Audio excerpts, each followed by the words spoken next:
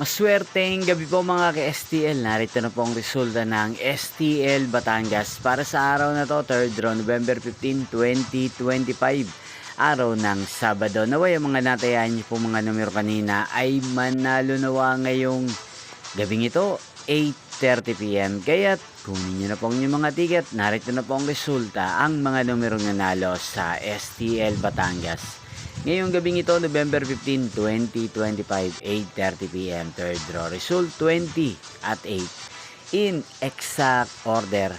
Again, 20 at 8. At ngayong gabing ito sa STL Batangas, atin pong i-shoutout si Kuya Carlo ng Batangas na lagi pong nanonood sa channel na to. Shoutout po sa inyo Kuya Carlo, sana po ay nasa maayos kayong kalagayan.